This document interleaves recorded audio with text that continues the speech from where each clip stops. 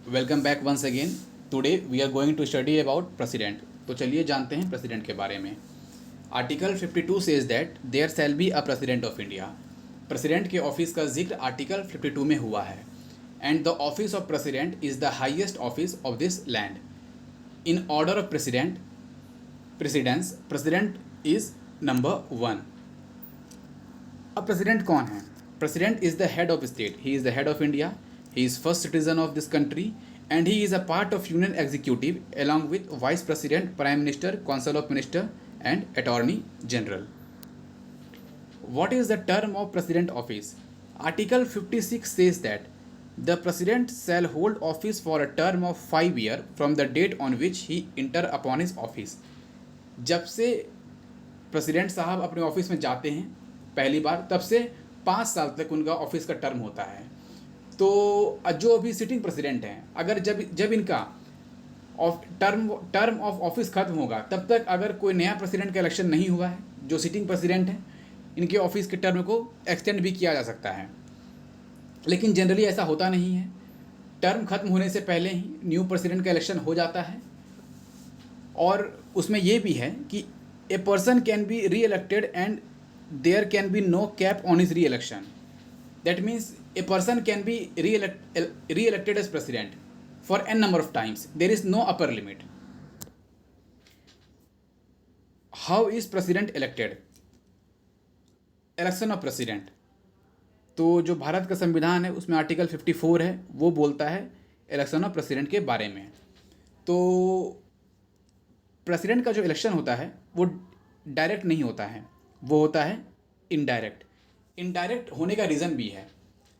Basically हम लोग लोकसभा को डायरेक्टली इलेक्ट करते हैं, और अगर हम लोग प्रेसिडेंट को भी डायरेक्टली इलेक्ट कर लेंगे तो 2 पावर सेंटर बन जाएगा, एक लोकसभा, एक प्रेसिडेंट। फिर वहाँ पर कॉन्फ्लिक्ट होने का चांसेस है दोनों के बीच में। तो इसलिए जो प्राइम मिनिस्टर हैं वो हमारे रियल एग्जीक्यूटिव हैं, और जो प्रेसिडेंट हैं वो नॉमिनल एग्जीक्यूटिव हैं। तो रियल फंक्शन होता है, रियल काम जो होता है वो लोकसभा करता है, प्राइम मिनिस्टर करते हैं। दूसरा रीज़न ये भी है कि अगर हम लोग डायरेक्ट इलेक्शन करा देते हैं प्रेसिडेंट का, अगर इलेक्शन कमीशन प्रेसिडेंट का डायरेक्ट इलेक्शन करा देती है तो उसमें खर्च भी बहुत आएगा, लेकिन उस खर्च का कोई फ़ायदा नहीं होगा, क्योंकि जो भी काम होगा वो लोकसभा को करना है, प्राइम मिनिस्टर को करना है। अब जानते हैं प्रेसिडेंट के इलेक्शन में क्या क्या होता है और कैसे होता है। प्रेसिडेंट को जो बॉडी इलेक्ट करते हैं उसे हम लोग बोलते हैं इलेक्टोरल कॉलेज। इसका कुछ कंपोजिशन है, इसमें कौन कौन लोग होते हैं अब वो जानते हैं। इसमें होते हैं elected member of Lok Sabha and Rajya Sabha. जो इलेक्टेड मेंबर है राज्यसभा और लोकसभा के, नॉमिनेटेड नहीं, जो इलेक्टेड मेंबर है बस वो होंगे। Legislative assembly of the state, legislative council have no role, means जो इलेक्टेड मेंबर हैं लेजिस्लेटिव असेंबली के वो होंगे। And elected member of legislative assembly of UT of Delhi and Pondicherry. Delhi और पौंडीचेरी में जो होंगे इलेक्टेड मेंबर वो होंगे।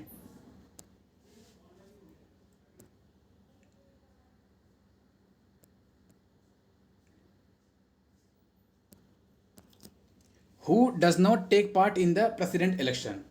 तो कौन कौन नहीं लेते हैं भाग प्रेसिडेंट के इलेक्शन में? Nominated member of Lok Sabha and Rajya Sabha, जो 2 एंग्लो इंडियंस होते हैं लोकसभा में नॉमिनेटेड प्रेसिडेंट के द्वारा, वो पार्ट नहीं होते इलेक्टोरल कॉलेज का। और 12 मेंबर ऑफ राज्यसभा जिन्हें प्रेसिडेंट नॉमिनेट करते हैं from literature, art, social service and science, तो वो पार्ट नहीं लेते हैं प्रेसिडेंट के इलेक्शन में। और फिर nominated member of state legislative assembly, जो स्टेट लेजिस्लेटिव असेंबली स्टेट का है उसमें जो होंगे नॉमिनेटेड मेंबर्स वो पार्ट नहीं लेंगे।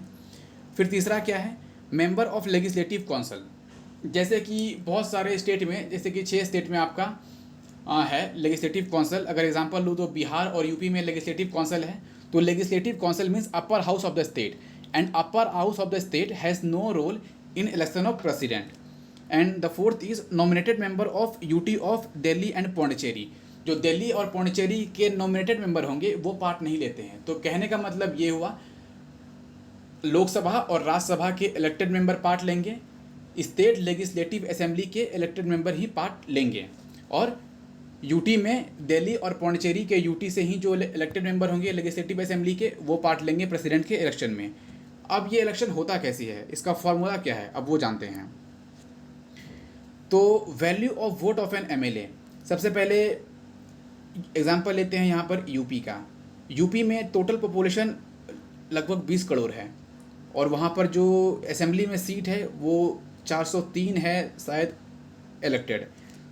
तो यहाँ पर वैल्यू निकालना है एक एमएलए के वोट का, वो कैसे निकलेगा, total population by total number of elected member of state legislative assembly means 20 crore by 403 into 1/100, तो ये निकल जाएगा value of vote of an MLA.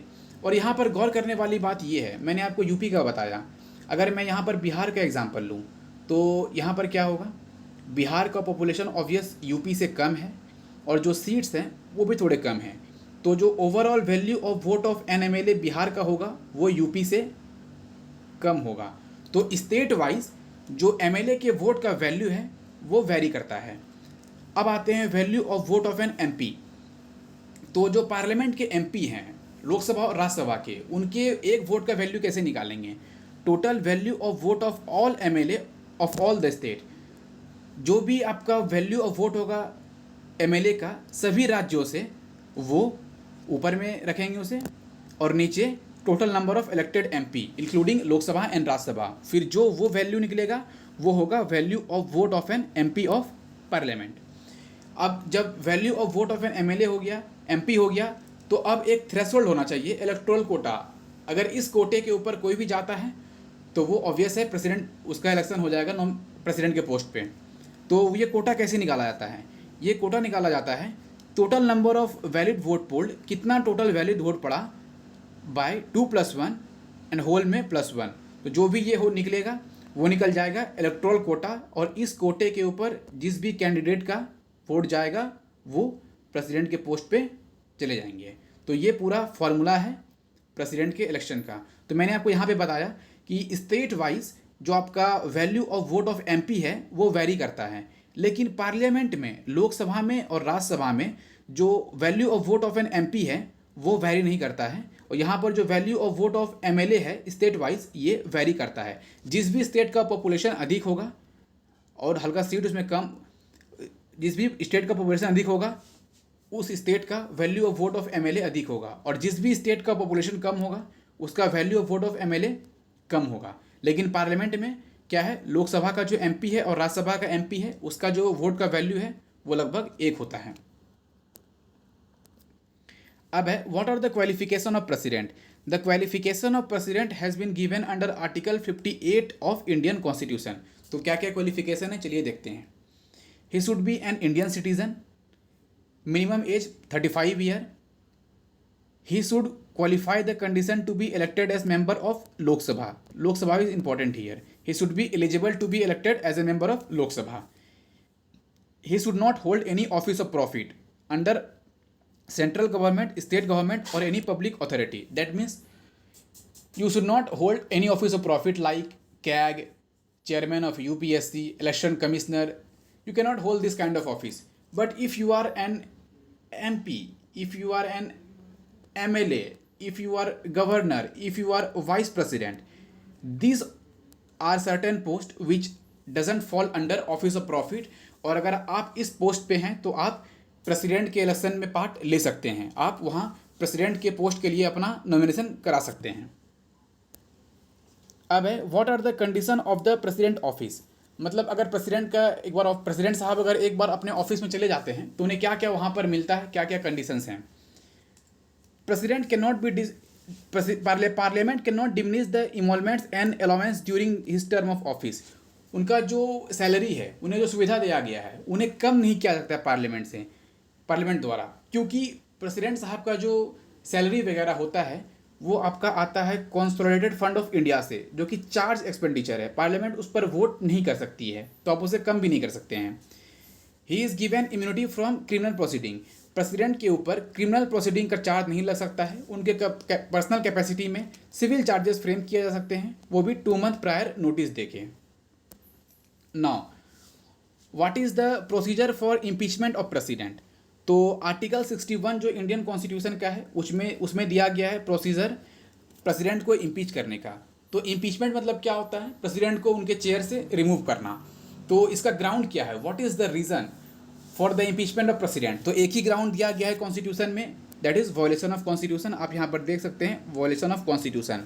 But constitution doesn't define what is violation of constitution. आप यहाँ देख सकते हैं कहीं पर भी डेफिनेशन नहीं दिया गया है। तो वायलेशन ऑफ कॉन्स्टिट्यूशन क्या होता है, ये कॉन्स्टिट्यूशन डिफाइन नहीं करता है। तो अब एग्जाम्पल लेके समझते हैं प्रेसिडेंट का इम्पीचमेंट कैसे होता है। प्रेसिडेंट का जो इम्पीचमेंट का प्रोसेस है वो किसी भी हाउस में इनिशिएट किया हो सकता है, चाहे लोकसभा हो चाहे वो राज्यसभा हो। किसी भी हाउस में प्रेसिडेंट का इम्पीचमेंट का जो प्रोसेस है वो इनिशिएट हो सकता है। मैं यहाँ पर एग्जांपल दे रहा हूँ लोकसभा का एग्जांपल लेके। तो अगर लोकसभा में प्रेसिडेंट का इम्पीचमेंट इनिशिएट कराना है तो at least 1/4 of the member of Lok Sabha और MP has to give in writing to the speaker that we are going to initiate the impeachment of president। मतलब 1/4 मेंबर को वहाँ पर साइन करके देना होगा रिजोल्यूशन पे कि हमें इम्पीचमेंट स्टार्ट करना है। जब तक 1/4 मेंबर साइन करके नहीं देंगे ये स्टार्ट नहीं हो सकता है। एक बार 1/4 मेंबर साइन करके दे दिए, स्पीकर इसे एक्सेप्ट कर लिए, फिर वहाँ पर आपका इस पर वोटिंग होता है। और होता क्या है कि अगर स्पेशल मेजोरिटी से, that is 2/3 of member present and voting से अगर ये रिजोल्यूशन पास हो गया लोकसभा में तो वो चला आएगा राज्यसभा में। और अगर एक बार राज्यसभा में आ गया तो राज्यसभा उसे इस तरह पास नहीं करेगी, राज्यसभा में उसका प्रॉपर इन्वेस्टिगेशन होगा। तो जब राज्यसभा में वो रिजोल्यूशन लोकसभा से पास होकर राज्यसभा आएगा तो वहाँ पर एक कमेटी बनेगी। वो जो वायलेशन ऑफ कॉन्स्टिट्यूशन का जो चार्जेस हैं उस पर इन्वेस्टिगेशन होगा, क्या सच में प्रेसिडेंट ने कॉन्स्टिट्यूशन का वायलेशन किया है या नहीं किया है। और अगर जो भी इंक्वायरी होगा और अगर चार्जेस प्रूव्ड हो गए हैं राज्यसभा में तो फिर राज्यसभा उस रिजोल्यूशन पे 2/3 member present and voting that is special majority से उसे पास कर देगी। और जिस दिन राज्यसभा इस रिजोल्यूशन को पास करेगी उसी दिन से प्रेसिडेंट अपने ऑफिस से रिमूव हो जाएंगे। तो ये एक पूरा प्रोसेस था प्रेसिडेंट के इम्पीचमेंट का। ठीक इसी तरह राज्यसभा में भी अगर हम इनिशिएट करें इम्पीचमेंट को तो वहाँ भी 1/4 मेंबर से देना होगा रेजोल्यूशन को इनिशिएट करने के लिए। 1/4 मेंबर साइन करके देंगे चेयरमैन को, तभी ये इनिशिएट होगा। वहाँ भी 2/3 मेंबर से वोटिंग होगा, फिर वो लोकसभा आएगा, लोकसभा में कमेटी बनेगी, जो ग्राउंड है वायलेशन ऑफ कॉन्स्टिट्यूशन उसका इन्वेस्टिगेशन होगा, क्या सच में प्रेसिडेंट ने किया है या नहीं किया है। अगर ये प्रूव हो गया तो लोकसभा उस रेजोल्यूशन को 2/3 से पास कर देगी और जब वो पास करेगी उसी दिन से प्रेसिडेंट अपने ऑफिस से रिमूव हो जाएंगे। तो ये पूरा प्रोसेस रहा प्रेसिडेंट के इम्पीचमेंट का। Now can the president office be vacant? क्या प्रेसिडेंट का ऑफिस कभी खाली पड़ सकता है? जी हाँ, पड़ सकता है। कब कब पड़ सकता है चलिए देखते हैं। When President of India complete his term of 5 years in the office, if the President resign by putting forward his resignation to the Vice President of India, जब प्रेसिडेंट साहब रिज़ाइन कर दे अपने ऑफिस से, वाइस प्रेसिडेंट को letter देंगे। तो इसमें यहाँ पर एक बात ये है, अगर प्रेसिडेंट को रिज़ाइन करना है तो वो किसे सबमिट करेंगे? अपना रेजिग्नेशन वाइस प्रेसिडेंट को। और जब वाइस प्रेसिडेंट को रिज़ाइन करना है तो वो सबमिट किसे करेंगे? प्रेसिडेंट को। If Lok Sabha, Raj Sabha initiate an impeachment charges and they stand valid, he is removed. जैसे मैंने आपको बताया। If he dies in the office, if Supreme Court declare his election as invalid, तो इसका मतलब क्या हुआ? अगर प्रेसिडेंट का इलेक्शन हुआ है और अगर लगता है पार्लियामेंट के एमपीज़ को, इलेक्टेड एमपीज़ को, कि जो भी आपका या फिर जो भी लोग वोट किए हैं प्रेसिडेंट के इलेक्शन में, अगर उसे लगता है कुछ मैनिपुलेशन हुआ है इलेक्शन के टाइम में प्रेसिडेंट का, तो आप सुप्रीम कोर्ट में अपील कर सकते हैं। कुछ टाइम लिमिट है 30 डेज़ का उसमें, और सुप्रीम कोर्ट इसमें इन्वेस्टिगेशन करेगी। अगर लगा कि इलेक्शन टाइम में कुछ मैनिपुलेशंस हुए हैं वोट के या फिर कुछ और भी रीजंस रहे होंगे और अगर ये उन्हें गलत लगा तो ये प्रेसिडेंट के इलेक्शन को इनवैलिड डिक्लेयर कर सकते हैं और जो प्रेसिडेंट अभी इलेक्शन होकर अपने सीट पे आए होंगे वो वहाँ से रिमूव हो जाएंगे। अब आते हैं कुछ powers of president. Financial power of president, तो ये क्या होता है? जो मनी बिल है लोकसभा का, मनी बिल जब भी लोकसभा में आएगा तो वो प्रेसिडेंट के प्रायर रिकमेंडेशन से ही आएगा। To introduce the money bill his prior recommendation is a must. अगर प्रेसिडेंट साहब उसे रिकमेंडेशन नहीं देंगे तो लोकसभा में वो बिल इंट्रोड्यूस नहीं हो सकता है। So money bills is introduced in Lok Sabha with prior recommendation of president. He causes the union budget to be laid before the parliament. हर साल जो यूनियन बजट है, that is annual financial receipt, जो भारत सरकार का है, उसे वो पार्लियामेंट में हर साल रखते हैं। To make demand for grant his recommendation is a prerequisite. Demand for grant क्या हो गया? दैट मीन्स जैसे कि हमारा लोकसभा का जो बजट होता है वो 1 फरवरी को पार्लियामेंट लोकसभा में आता है, और जब वो 1 फरवरी को लोकसभा में आता है तो उस पर फिर लंबा उसका प्रोसेस होता है, फिर वो कमेटी के पास जाता है, फिर वोट होने काउंट होता है, तरह तरह का उसमें प्रोसीजर है। तो वो करने में लगभग आपका मार्च एंड हो जाता है। तो 2 महीने का जो वो टाइम है, उस टाइम में जो सैलरी मिलना है प्रेसिडेंट को, या फिर और भी ऑफिसर्स वगैरह बहुत हैं भारत सरकार के, उन्हें जो सैलरी मिलना है, उस टाइम जो भारत सरकार का एक्सपेंडिचर होगा, उस एक्सपेंडिचर को पार्लियामेंट से अप्रूव कराने के लिए जो वोटिंग होता है उसे बोलते हैं डिमांड फॉर ग्रांट्स। तो अगर वो निकालना है वहाँ से, उस एक्सपेंडिचर को, उस पर्टिकुलर पीरियड के एक्सपेंडिचर को वहाँ से निकालना है, तो उसके लिए भी प्रेसिडेंट का प्रायर रिकमेंडेशन होना चाहिए। Contingency fund of India is under is control. जैसे कि आप जानते होंगे 3 तरह के फंड होते हैं। एक होता है कंसोलिडेटेड फंड ऑफ इंडिया, एक होता है कंटिजेंसी फंड, एक होता है पब्लिक अकाउंट ऑफ इंडिया। तो ये जो सेकंड वाला है कंटिजेंसी फंड, वो प्रेसिडेंट के कंट्रोल में होता है, और जो कंसोलिडेटेड फंड है वो होता है पार्लियामेंट के कंट्रोल में। He constitute the finance commission every 5 year. जो फाइनेंस कमीशन है अंडर आर्टिकल 280 में, उस फाइनेंस कमीशन को वो हर 5 साल में, या फिर हो सकता है उससे कुछ पहले या उससे थोड़ा लेट भी, वो कॉन्स्टिट्यूट करते हैं for distribution of revenue and grant between centre and state. अब आते हैं executive power of president. For every executive action that the Indian government take is to be taken in his name. इसका मतलब क्या हुआ? जैसे कि आपने देखा होगा, अगर कोई भी बिल पार्लियामेंट में पास होता है वो प्रेसिडेंट साहब के पास जाता है, और जब प्रेसिडेंट साहब उन पर साइन कर देते हैं तो वो बिल एक्ट बन जाता है। अगर एक कोई एक्ट है, अगर आप देखोगे तो ऊपर में लिखा रहता है गैजेट ऑफ इंडिया वगैरह वगैरह, बिल का कौन सा मिनिस्ट्री उसे पेश की है, अब बिल में क्या चीज़ है, लेकिन लास्ट में जो साइन पड़ता है वो पीएम का नहीं होता है, वहाँ पर होता है प्रेसिडेंट का साइन, जो लास्ट साइन है। तो कोई भी ऑर्डर हुआ गवर्नमेंट ऑफ इंडिया का, वो किसके नेम के बिहाफ में इश्यू होगा? प्रेसिडेंट के नेम के बिहाफ में। He may or may not make rule to simplify the transaction of the business of central government. ये कुछ रूल्स बनाते हैं सेंट्रल गवर्नमेंट के कि कैसे बिजनेस करना है। He appoint the attorney general of India and determine his remuneration. जो अटॉर्नी जनरल हैं गवर्नमेंट ऑफ इंडिया के, जो वकील हैं, दैट मीन्स लीगल एडवाइज़र जो हैं गवर्नमेंट ऑफ इंडिया के, जो गवर्नमेंट ऑफ इंडिया का केस कोर्ट वगैरह में देखती है, उसे प्रेसिडेंट साहब अपॉइंट करते हैं। He appoint the following people. और वो किसे अपॉइंट करते हैं प्रेसिडेंट साहब? कैग को करते हैं, chief election commissioner, another election commissioner, उसके बाद chairman and member of UPSC, state governors, finance commission of India chairman and member. He seek administrative information from union government.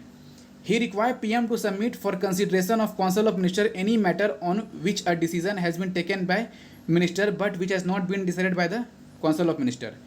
इसका मतलब ये हुआ, ये लास्ट पॉइंट का, कि अगर प्राइम मिनिस्टर अपने मन से कोई सा भी ऑर्डर लेके जाते हैं प्रेसिडेंट साहब के पास, अगर प्राइम मिनिस्टर सपोज अपने मन से बोलते हैं प्रेसिडेंट साहब को कि आप नेशनल इमरजेंसी लगा दो, तो प्रेसिडेंट साहब नेशनल इमरजेंसी नहीं लगा सकते हैं, क्योंकि जब तक काउंसिल ऑफ मिनिस्टर, जो कि काउंसिल ऑफ मिनिस्टर हैं, that is 1/10 of the member of 1/15 जो आपके होंगे, 1/, दैट मीन्स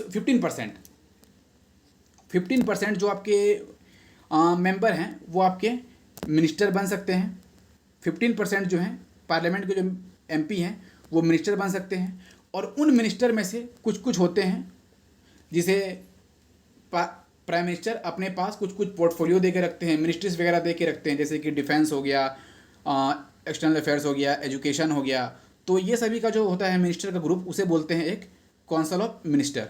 तो जब तक काउंसिल ऑफ मिनिस्टर से रिटर्न में पीएम लिखवा के नहीं ले जाएंगे, तब तक प्राइम मिनिस्टर तब तक प्रेसिडेंट नेशनल इमरजेंसी इम्पोज नहीं कर सकते हैं। तो वही हुआ, अगर प्राइम मिनिस्टर अपने मन से कोई ऑर्डर लेके जा रहे हैं प्रेसिडेंट के पास, तो प्रेसिडेंट साहब उन्हें बोल सकते हैं कि आप इसे काउंसिल ऑफ मिनिस्टर से कंफर्म करा के लाइए। उसके बाद है he appoint national commission of schedule caste, schedule tribe and other backward class. मतलब जो भी शेड्यूल कास्ट का कंडीशन है, शेड्यूल ट्राइब का कंडीशन है, ओबीसी का कंडीशन है, उसके इम्प्रूवमेंट के लिए और क्या स्टेप लेना चाहिए, अब तक क्या लिया गया है, इम्प्रूवमेंट हो रहा है नहीं हो रहा है, हुआ तो कितना हुआ, ये सभी को देखने के लिए एक नेशनल कमीशन है सभी का।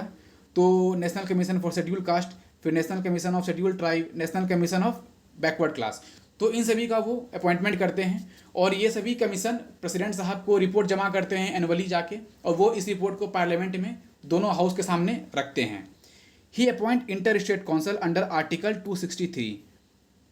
जो इंटर स्टेट काउंसिल है, जिसके मेंबर होते हैं प्राइम मिनिस्टर होते हैं, स्टेट गवर्नर होते हैं, चीफ मिनिस्टर होते हैं सारे स्टेट के, कुछ कुछ कैबिनेट मिनिस्टर होते हैं। तो इस तरह का जो कॉम्पोजिशन है, वो कॉम्पोजिशन है इंटर स्टेट काउंसिल का। तो इंटर स्टेट काउंसिल का भी अपॉइंटमेंट प्रेसिडेंट करते हैं। इंटर स्टेट काउंसिल का मेन काम है कि अलग अलग स्टेट के बीच में या फिर सेंटर स्टेट के बीच में कोऑर्डिनेशन कैसे इम्प्रूव हो और कॉम्पिटिटिव एंड कोऑपरेटिव फेडरलिज्म कैसे एनहेंस हो, इसके लिए।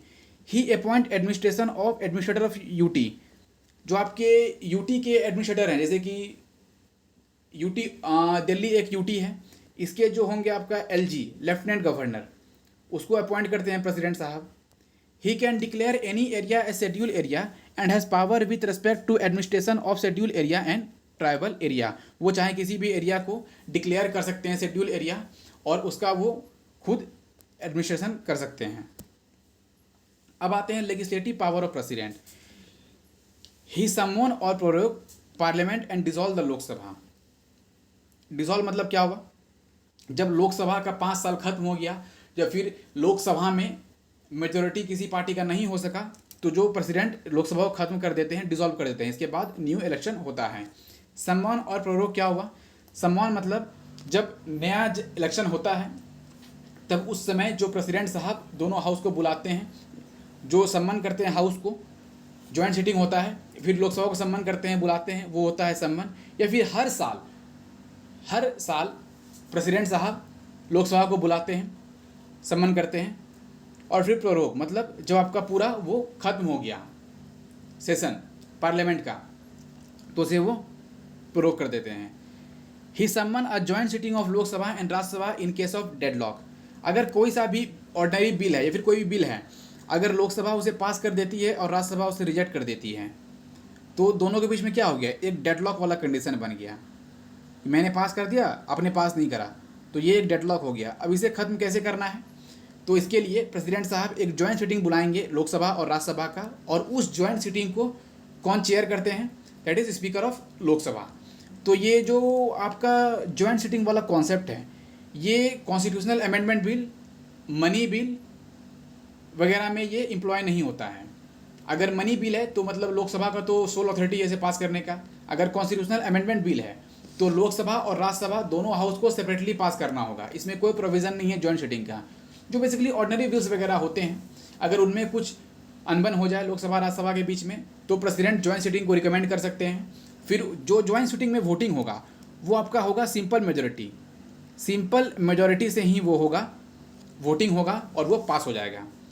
ही appoint speaker, deputy speaker of Lok Sabha and chairman, deputy chairman of Rajya Sabha. जो स्पीकर हैं लोकसभा के और जो डिप्टी स्पीकर हैं लोकसभा के, उसका अपॉइंटमेंट कौन करते हैं, प्रेसिडेंट करते हैं।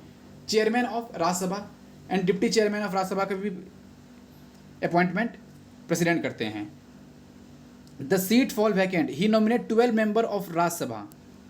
जो राज्यसभा में 12 मेंबर होते हैं, दैट इज़ जो कि आपका practical experience, knowledge, that is your literature, science, social service और आर्ट्स, इन फील्ड के जो होते हैं, इनसे वो 12 मेंबर राज्यसभा में नॉमिनेट करते हैं और लोकसभा में 2 एंग्लो इंडियंस को वो नॉमिनेट करते हैं।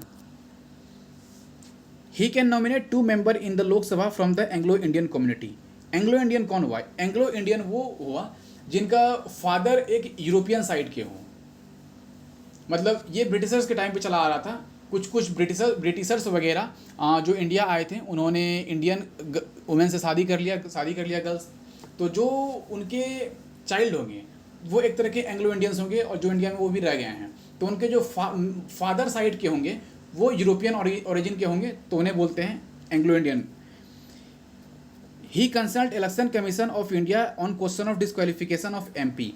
अगर किसी भी एमपी को डिस्क्वालीफाई करना है पार्लियामेंट से, दैट इज फ्रॉम लोकसभा और राज्यसभा, तो वो कंसल्ट करेंगे इलेक्शन कमीशन ऑफ इंडिया को, और फिर उनके सुझाव के साथ वो उस एमपी को डिस्क्वालीफाई कर सकते हैं।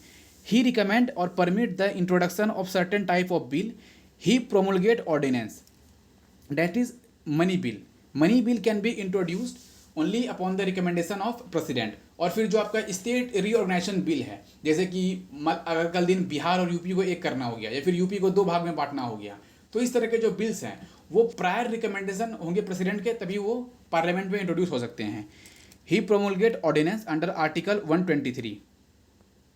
ही ले the following report before the parliament. वो पार्लियामेंट के बिफोर सामने कुछ कुछ रिपोर्ट्स रखते हैं। वो कौन से होते हैं? जो कैग होते हैं, वो जो गवर्नमेंट ऑफ इंडिया का अकाउंट और स्टेट गवर्नमेंट का अकाउंट जो वो ऑडिट करते हैं, उसे वो गवर्नमेंट ऑफ इंडिया का पार्लियामेंट के सामने रखते हैं, और जो स्टेट गवर्नमेंट का जो अकाउंट ऑडिट किया गया है वो उसे legislative assembly of respective state के सामने रखते हैं। यूनियन पब्लिक सर्विस कमीशन, जो यूपीएससी का रिपोर्ट हुआ, वो भी प्रेसिडेंट साहब पार्लियामेंट के सामने रखते हैं। फाइनेंस कमीशन का रिपोर्ट को भी वो सामने रखते हैं पार्लियामेंट के। अब देखते हैं military power of president. He is the chief of army, chief of the navy and chief of the air force. अब आता है emergency power of president. Basically in constitution there are 3 kind of emergency: national emergency, president rule and the financial emergency. National emergency under article 352, इसका 3 ground है: war, external aggression and arm rebellion. इस 3 ground पे national emergency president साहब impose कर सकते हैं, और ये इम्पोज करने का भी पीछे प्रोसेस है। अगर काउंसिल ऑफ मिनिस्टर रिटर्न में लिख के प्रेसिडेंट को देंगे कि वॉर का कंडीशन है, या फिर एक्सटर्नल एग्रेशन है, या फिर आर्म रिविलियन हो चुका है, और आप नेशनल इमरजेंसी इम्पोज कीजिए, तभी ये इम्पोज कर सकते हैं, वरना नहीं। जब तक रिटर्न में लिख के नहीं आएगा तब तक वो नहीं कर सकते हैं।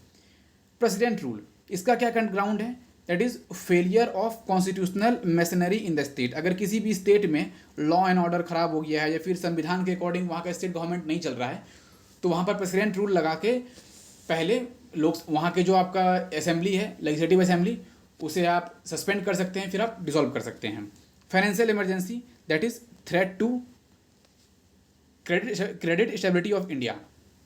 अगर इंडिया के क्रेडिट को खतरा है तो आप फाइनेंशियल इमरजेंसी इंपोज कर सकते हैं आर्टिकल 360 के अंदर। तो ये जो 3 तरह के इमरजेंसी हैं, इसके डिटेल प्रोविज़न मैं किसी अगले वीडियो में बता दूंगा। अब आता है diplomatic power of president. International treaty and agreement that are approved by parliament are negotiated and concluded in his name.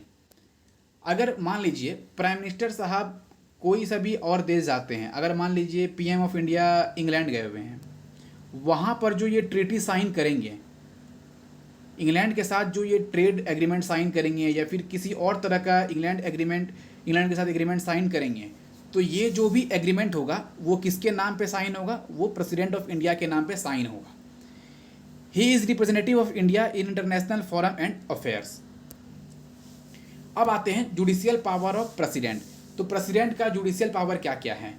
He appoint the chief justice and supreme court and the high court जज are on him. Appointment मतलब जो आपका appointment है chief justice का, चाहे वो supreme court का हो चाहे वो हाई कोर्ट का हो, उसे कौन अपॉइंट करते हैं? प्रेसिडेंट अपॉइंट करते हैं। He take advice from supreme court, however those advice are not binding on him.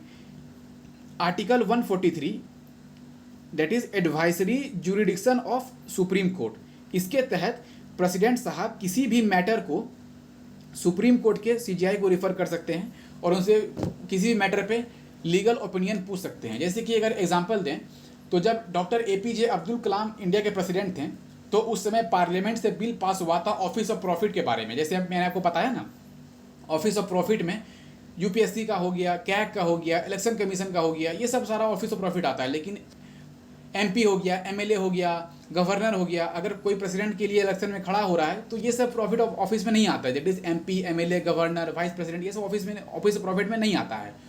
तो उस समय पार्लियामेंट में एक बिल पास हुआ था जो ऑफिस ऑफ प्रॉफिट में कुछ और चीज़ ऐड करने वाले थे। दैट मीन्स जो आपका कुछ और भी अगर ऑफिस है उसे वो एक्सक्लूड करने वाले थे कि ये सब भी अब ऑफिस ऑफ प्रॉफिट में नहीं आएगा।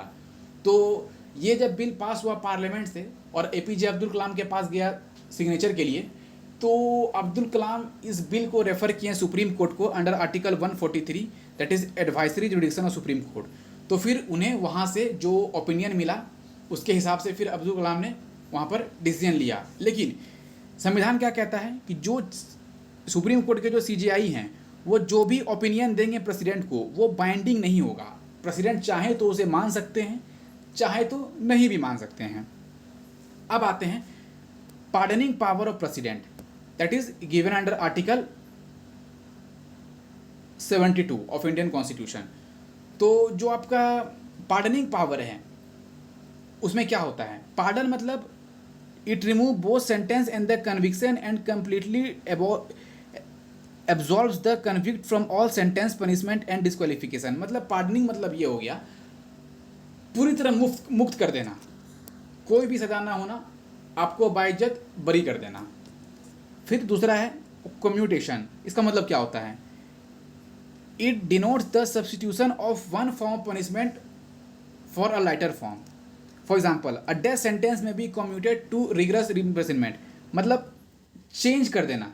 कम्यूट मतलब चेंज कर देना। अगर किसी भी सो एंड सो पर XYZ पर्सन को अगर डेथ सेंटेंस मिला हुआ है तो उसे वो डेथ सेंटेंस ना दे के लाइफ इम्प्रिजनमेंट में कन्वर्ट कर देना, that is changing the form of punishment. अब है remission, it implies reducing the period of the sentence without changing it character, मतलब टाइम कम कर देना। रिमिशन में अगर किसी को 10 साल की सज़ा है तो उसे 8 साल कर देना, टाइम कम कर दिया, लेकिन सज़ा का जो नेचर है वो सेम रहेगा। Respite, it denote awarding a lesser sentence in place of one originally awarded due to some special fact such as physical disability of a convict or the pregnancy of a women offender. Respite मतलब फिर वही हो गया change कर देना। तो जो originally अगर डेथ सेंटेंस दिया गया है उसे चेंज करके लाइफ इम्प्रिजनमेंट में बदल दिया जाएगा, आजीवन कारावास में। इसका कुछ कुछ कंडीशन है, अगर आप फिजिकली हैंडीकैप्ड हैं, फिर कोई वुमेन है, प्रेग्नेंट है, अगर इस तरह का कोई सिचुएशन बीच में आता है तो वो डेथ सेंटेंस जो ओरिजिनली अवॉर्ड किया गया था उसे चेंज करके लाइफ इम्प्रिजनमेंट में बदल दिया जाएगा। तो ये हो गया रेस्पाइट। अब है reprieve, it implies a stay of the execution of a sentence specially that of death. अगर किसी भी पर्सन को फांसी का सज़ा मिला है तो उस फांसी के सज़ा को वो कुछ दिनों के लिए रोक सकते हैं, उस पर स्टे लगा सकते हैं, उसी को कहते हैं रेप्राइव। तो हमने देखा पार्डनिंग मतलब पूरी तरह क्षमा कर देना, कोई सज़ा नहीं देना। कम्यूट मतलब चेंज कर देना, अगर डेथ सेंटेंस है तो उसे आजीवन कारावास में कर देना। उसके बाद रिमिशन में हमने देखा टाइम कम कर देना, रिमिशन में टाइम कम कर देना। रेस्पाइट में अगर कोई पर्सन फिजिकली हैंडीकैप्ड है या फिर इस तरह कुछ कंडीशन है, अगर कोई वुमेन प्रेग्नेंट है, अगर उसे डेथ सेंटेंस दिया गया है तो उसे कम करके लाइफ इम्प्रिजनमेंट में कन्वर्ट कर देना। और रेप्राइव में किसी भी डेथ सेंटेंस को स्पेशली उस पर स्टे ऑर्डर लगा देना ताकि वो फांसी फिलहाल कुछ दिनों के लिए टल जाए। तो ये 4 तरह का क्राइटेरिया है जिसे प्रेसिडेंट यूज़ करते हैं अपने जुडिशियल पावर के अंदर। अब आता है ordinance making power of president under article 123 of the Indian constitution. अब ये ऑर्डिनेंस क्या होता है, जैसे कि आपने कोविड के टाइम पे भी देखा होगा, लास्ट ईयर 2020 में जब पार्लियामेंट सेशन में नहीं थी तो उस समय अगर कंट्री में कुछ ऐसा कंडीशंस आ गया उस पर लॉ बनाना पड़ा। जैसे कि एग्जांपल दूं तो उस समय जब कोविड आया तो पार्लियामेंट सेशन में नहीं था, लेकिन हमारे जो मेडिकल प्रोफेशनल्स हैं, नर्स हो गए, डॉक्टर्स हो गए, उनके ऊपर बहुत ही वायलेंस हो रहा था, लोग उन्हें बुरी तरह पीट रहे थे और उसके लिए कोई लॉ भी नहीं था इंडिया में। अगर कोई डॉक्टर को पीटे, नर्स को पीटे या फिर उसकी हत्या कर दे तो क्या सज़ा होगा, कोई लॉ भी नहीं था। तो लोग बुरी तरह सभी को मार रहे थे, मेडिकल प्रोफेशनल्स वगैरह को। तो उस समय पार्लियामेंट सेशन में नहीं थी तो लॉ कैसे पास होगा, ये भी एक समस्या था। तो आर्टिकल 123 बोलता है कि जब आपका बोथ हाउस ऑफ पार्लियामेंट, चाहे वो लोकसभा एंड राज्यसभा, जब आपका सेशन में ना हो तो आप ऑर्डिनेंस इश्यू कर सकते हैं। ऑर्डिनेंस कौन इश्यू करेंगे, प्रेसिडेंट साहब। तो ऑर्डिनेंस के तहत उस समय एक लॉ लाया गया कि अगर कोई भी medical professionals that is doctor और नर्स की पिटाई करता है या फिर उसकी हत्या करता है, उसके खिलाफ वायलेंस करता है, तो वो एक क्रिमिनल ऑफेंस है, उस पर क्रिमिनल चार्जेस लगेंगे। तो जब पार्लियामेंट का दोनों हाउस सेशन में ना हो और कंट्री में कुछ ऐसा सिचुएशन आ जाए, उसके लिए लॉ चाहिए होगा, तो प्रेसिडेंट साहब एक नोटिफिकेशन के द्वारा ऑर्डिनेंस जारी कर सकते हैं कि ये लॉ अब इस देश में लागू होगा। शर्तें ये कि वो लॉ जब पार्लियामेंट आपका सेशन में आए तो उसे 6 वीक के अंदर अप्रूव कर दें। Article 123 deal with ordinance making power of president. President has many legislative power and this power is one of them. President promulgate an ordinance on recommendation of the union cabinet. That means union cabinet जो है, आपको मैंने बताया एक पूरा parliament है, उसमें बहुत सारे एमपी हैं। उस एमपी में से कुछ एमपी होते हैं जो बनाते हैं काउंसिल ऑफ मिनिस्टर, और उस काउंसिल ऑफ मिनिस्टर में से भी कुछ इंपॉर्टेंट होते हैं, जैसे कि डिफेंस मिनिस्टर हो गए हैं, हेल्थ मिनिस्टर हो गए हैं, फाइनेंस मिनिस्टर हो गए हैं। तो इस तरह के कुछ कुछ जो मिनिस्टर हैं, इंक्लूडिंग प्राइम मिनिस्टर, ये एक होता है 5-6 लोगों का कैबिनेट होता है। तो ये जो कैबिनेट रिटर्न में लिख के प्रेसिडेंट को देंगे कि ये लॉ इंडिया में लाना है, अभी पार्लियामेंट सेशन में नहीं है, तो ही प्रेसिडेंट साहब ये ऑर्डिनेंस ला सकते हैं। और जब ये ऑर्डिनेंस आएगा तो ऑर्डिनेंस का ड्यूरेशन क्या होगा, 6 मंथ।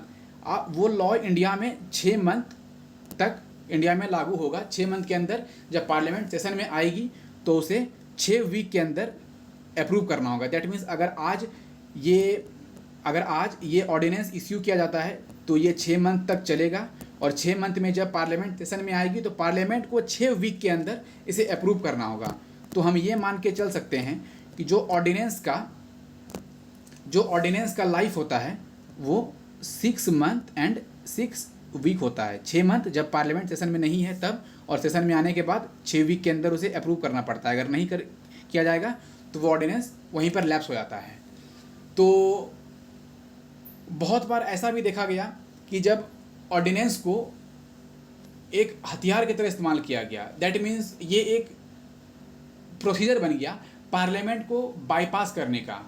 दैट मीन्स इसका ये भी, ऑर्डिनेंस का ये भी क्रिटिसिज्म है कि आप कोई भी लॉ लाते हैं तो आप उसे पार्लियामेंट में पहले पेश करते हैं, लोकसभा राज्यसभा में दोनों हाउस से पास होता है, उसके बाद आप प्रेसिडेंट के पास जाते हैं, वहाँ से एसेंट मिलता है, वो एक्ट बनता है। लेकिन ये क्या है, आप यहाँ पर पार्लियामेंट को पूरी तरह बाईपास करके डायरेक्ट प्रेसिडेंट के पास जा रहे हैं और ऑर्डिनेंस के थ्रू से इम्प्लीमेंट कर दे रहे हैं। तो बहुत बार ऐसा भी देखा गया। तो और जो ये ऑर्डिनेंस मेकिंग पावर है, इसमें भी एक कंप्लीट इम्यूनिटी नहीं दिया गया है। दैट मीन्स आप कुछ भी लॉ नहीं बना सकते हैं ऑर्डिनेंस के तहत। सुप्रीम कोर्ट का ये कहना है कि अगर कोई मालाफाइड इंटेंशन होगा ऑर्डिनेंस इश्यू करने के पीछे तो उसे स्ट्रक डाउन किया जा सकता है। दैट इज़ अगर कोई भी ऑर्डिनेंस इश्यू किया गया है तो वो जुडिशियल रिव्यू के अंदर आता है। That means that ordinance can be challenge before the court of law, that is supreme court. Supreme court में आप उसे चैलेंज कर सकते हैं अगर कोई सा भी ऑर्डिनेंस इश्यू किया गया है और लगता है कि ये एक मालाफाइड ग्राउंड के, इसके पीछे कोई इरेशनल रीज़न है या फिर मालाफाइड ग्राउंड है इसके पीछे इश्यू करने का, तो ये जुडिशियल रिव्यू के अंदर ऑर्डिनेंस आता है। So this is a complete chapter about president. We'll meet you in next video. Till then, goodbye. Thanks.